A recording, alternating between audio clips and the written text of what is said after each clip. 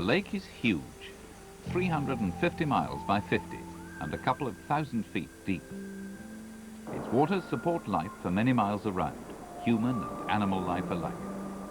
Lake Malawi has fed the fishing villages round its shores for many thousands of years.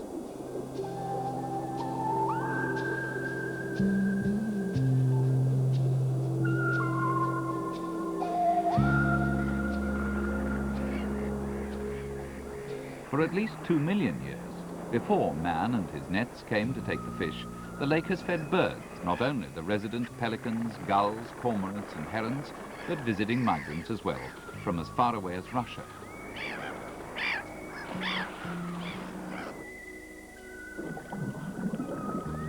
The lake waters are full of fish, teeming shoals of them. You'd think the feast could go on forever. But the fish which the cormorants take from the shallows at the edge of the lake are also wanted by human fishermen. The demand grows every year as the lakeshore population increases. It begins to look as though there might be some competition between the people and the birds.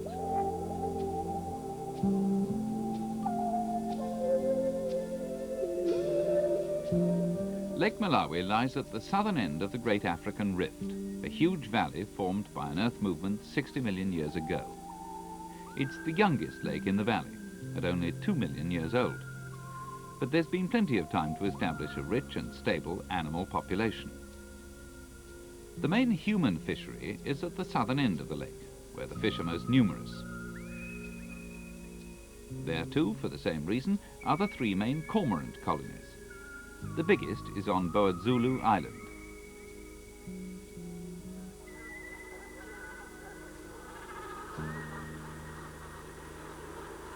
Boadzulu is recognizable as a cormorant colony from a long way away. Its shores are well whitewashed with the birds' droppings. The island is the home of between 4,000 and 5,000 birds, which breed during the dry season from May to October.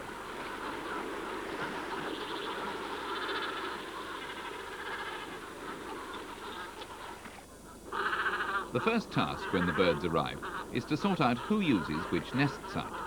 Some are better than others. It's not really clear to human eyes what makes a good nest site. Is it ease of takeoff and landing, or a position in the middle of the colony, sheltered but with access problems? The birds seem to know. At any rate, they spend a good deal of time on deciding before the pairs settle down.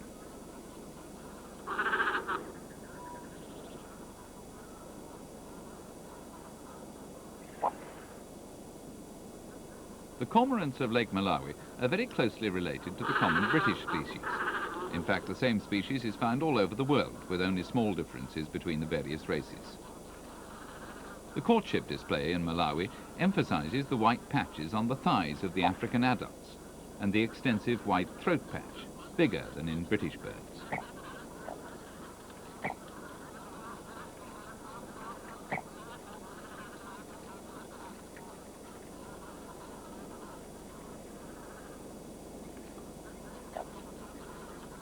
Once the pair is established, they begin building their nest, finding materials on and around the island. Just before mating, they often add a few bits of green vegetation.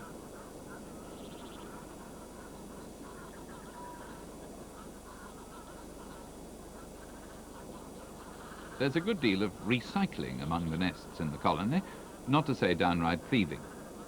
Second-hand materials bear no stigma among cormorants.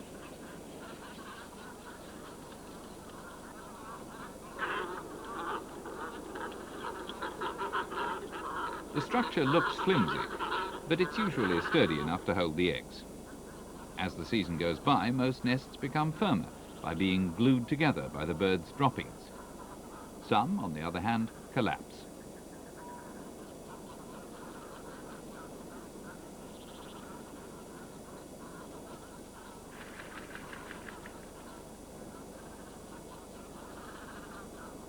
Mating takes place most often in May or June, though the exact date depends on the weather and the fish supply.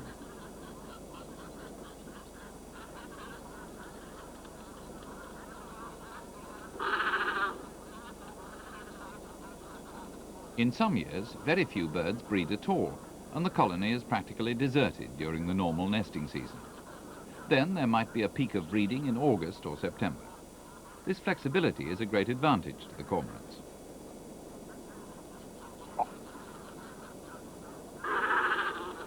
In a normal year, however, the eggs are laid around June or July in clutches of 3 or 4, sometimes as many as 5.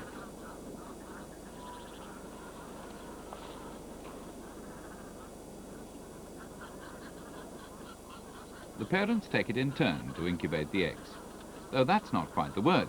For a lot of the time, the sitting bird is actually standing, shading the eggs to keep them cool. Another way of cooling the eggs and the sitting bird is for one parent to bring water from the lake in its crop and release it at the nest.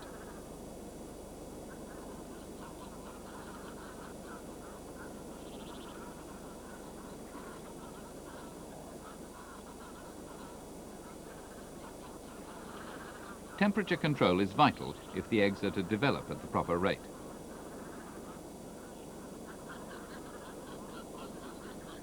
The parent birds too have to keep cool by fluttering the membrane at their throat to lose heat. 3 to 4 weeks after they were laid, the eggs hatch.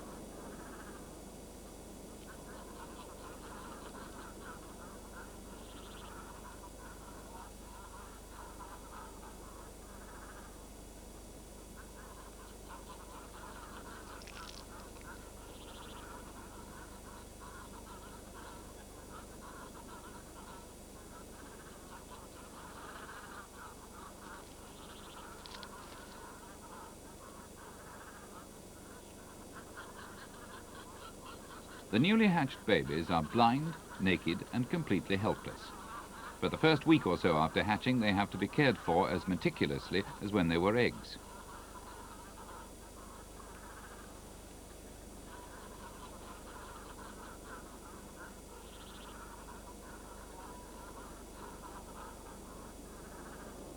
The parents continue their shift work in temperatures as high as 100 degrees Fahrenheit in the sun. The bird whose turn is coming to an end is clearly very hot indeed, while the one who's just had a swim is cool and collected, not fluttering its throat at all.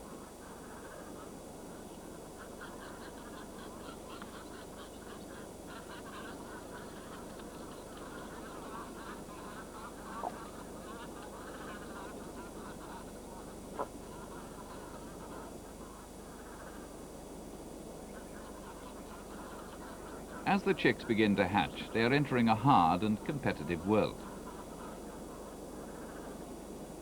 They will have many enemies in the weeks to come, from fish eagles and giant lizards to humans, who take the chicks to eat when they're bigger and fatter. The fish that the adults bring from the lake finds its way into the food chain by various routes via the chicks. Altogether, about half the chicks are eaten in their first 6 weeks of life, either by predators or by scavengers, including sometimes the fish themselves.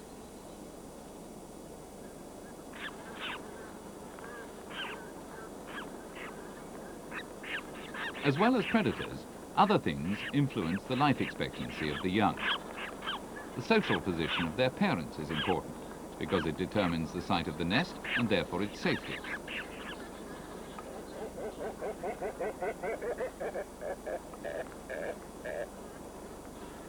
The experience of the parents is important too. Young parents don't build such strong nests as old professionals in their 4th or 5th breeding season.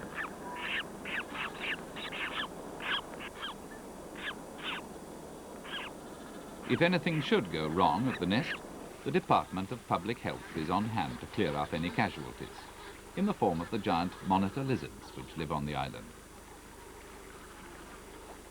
The lizards don't seem to worry the parent birds at all. Perhaps the adults are too big and too agile to fall prey to a reptile. It's noticeable, however, that the monitors get considerably fatter as the season progresses, from feeding on fallen eggs and chicks.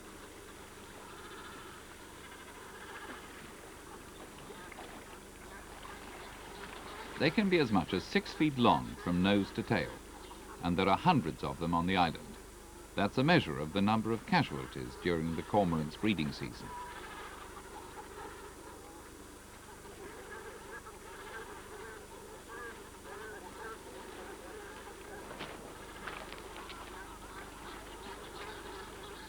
Although the monitors are ponderously clumsy on land, they're well adapted to mobility in the water, with a long flattened ridge down the tail to make it function like an oar. The transition from ungainly land animal to graceful water animal can be abrupt.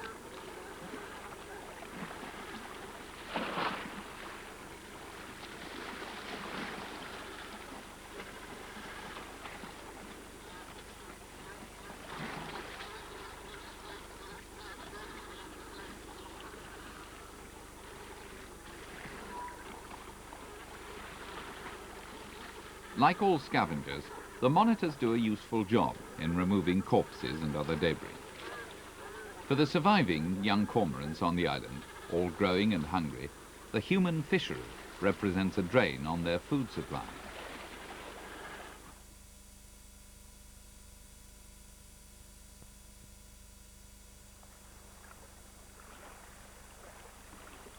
Although the modern fishing industry on Lake Malawi is being developed in deep water, using trawlers and advanced fishing techniques, there's still an important traditional fishery based on the shallow water close to shore.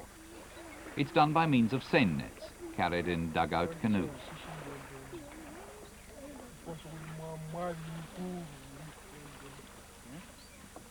It's a simple technique in principle, as old as fishing itself. One canoe tows the net out from shore in a great curve, dropping off first the fibre rope which will be used to pull it back again. The lakeshore fishermen go out at dawn, in the cool part of the day.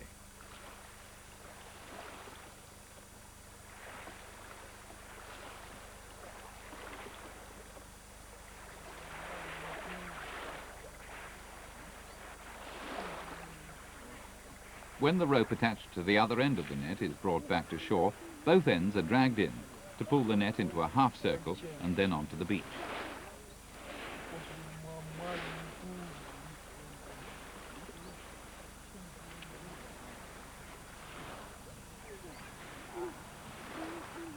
Cork floats along the top keep the net hanging vertically in the water. In theory, it's a simple but effective way of fishing. In practice, the result is often disappointing, to say the least.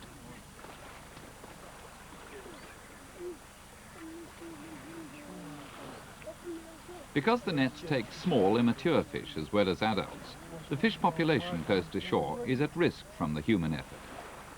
Meanwhile, sunrise on the island sees the cormorants preparing to go fishing.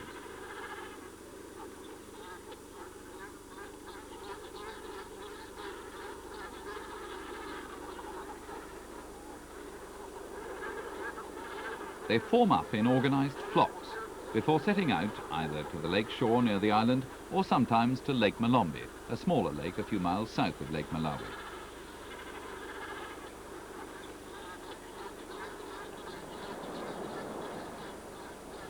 It's not hard to imagine the feelings of the lake fishermen when they see such purposeful parties skimming over the water, sometimes 4,000 strong, in search of the fish which is so scarce in the villages.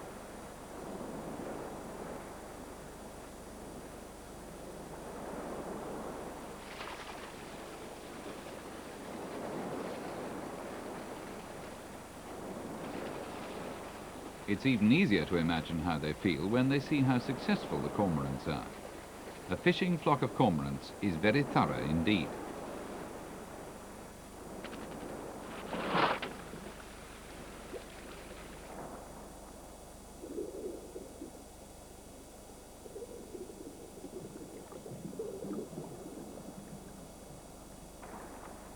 They usually work in water about 15 feet deep over a sandy or a muddy bottom. The flock moves slowly forward, which leaves the birds at the back at a disadvantage, fishing in murky water churned up by the earlier birds.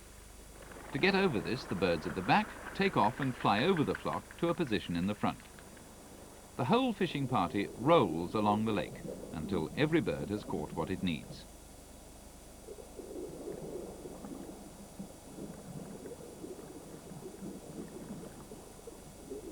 Research has shown that cormorants eat an average of 9 fish a day, though some take as many as 30. When there are young in the nest, the number of fish they need must rise sharply, and the pressure exerted by the birds on the fish population must increase accordingly.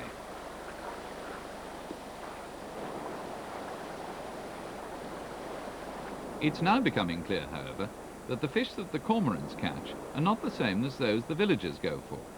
Lake Malawi contains such a wide variety of fish that there's little, if any, competition between birds and people.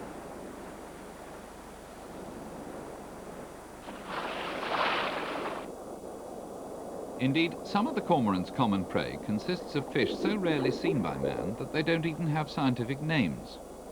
Cormorant pellets contain teeth and bones from species otherwise unknown.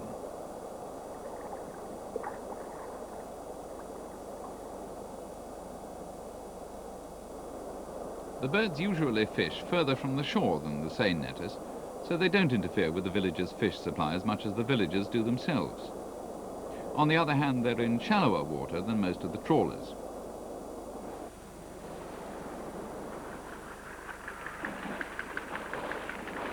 By the time the cormorants take off, laden with food to return to the colony, 4,000 birds will be carrying as many as 40,000 fish from the area they've been working over.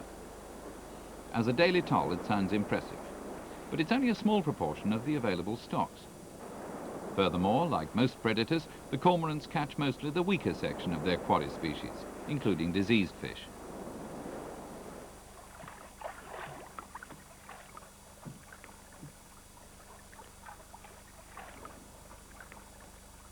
One thing is certain, cormorants are wasteful fishermen.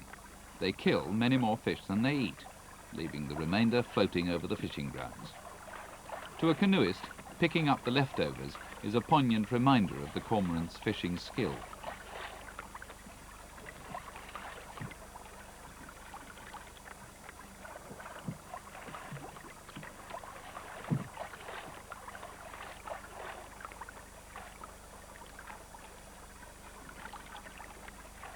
One small consolation might be that he's on a par with Lake Malawi's magnificent fish eagles. They too take advantage of the cormorant's carelessness, as well as picking up the leavings from commercial trawl nets.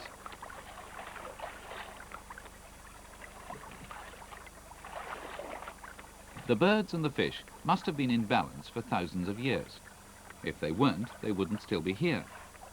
It's the massive demand from the human population that threatens to upset the equilibrium.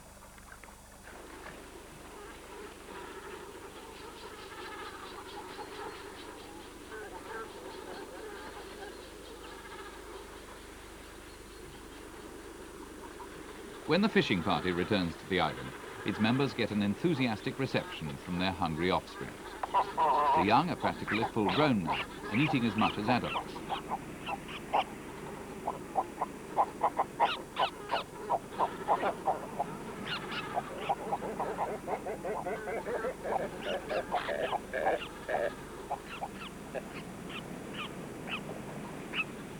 Regurgitated fish might seem minimally attractive to the human palate, but the juveniles eat all they can get.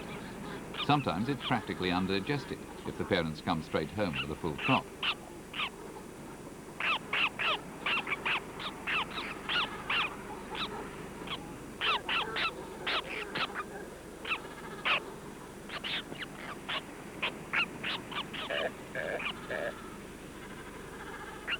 The crop serves too as a water carrier in the heat of the day, just as it did when the chicks were still in the egg.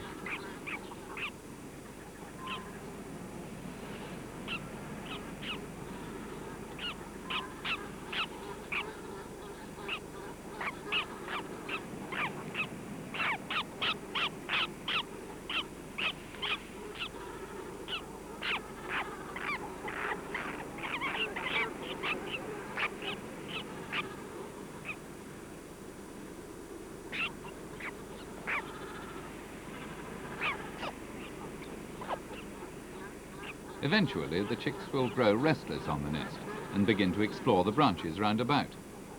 Soon they'll be ready to take to the water. They get there in a rather unexpected way.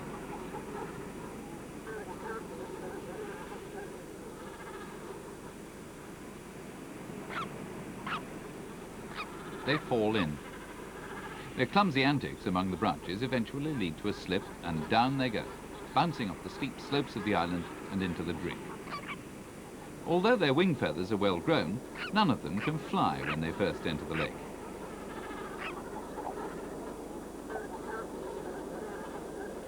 they can't feed themselves either. The juveniles lead their parents a hectic dance, chasing them for food all round the island. They were less trouble when they were on the nest, safely anchored in one place.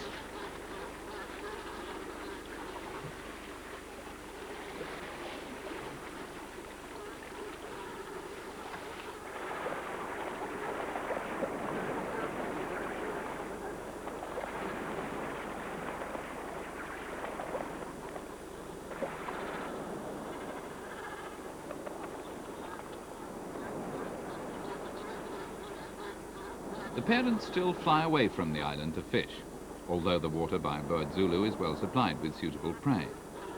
This could well help the young birds by leaving a plentiful food supply close to the island for them to catch as soon as they know how.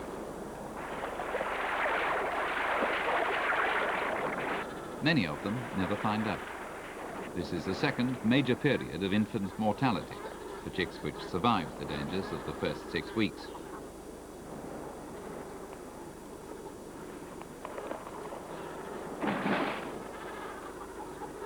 The juveniles' first fishing attempts are unproductive but valuable.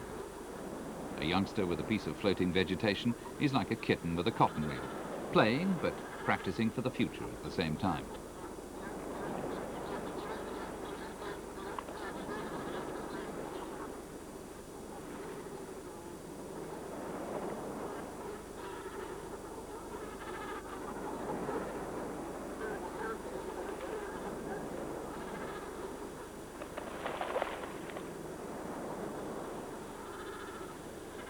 Soon, the parents' arduous task will be over, when they've reared a fully fledged youngster to take its place in the cormorant community. The bitter fact is that most of their efforts are wasted. Only 3% of the eggs laid produce a chick which is still alive a year later.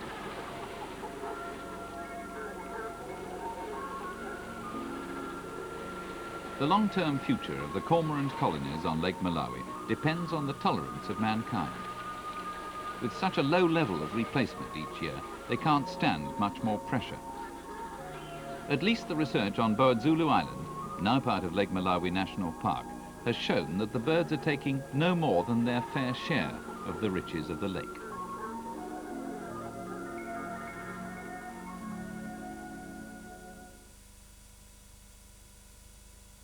There's a new force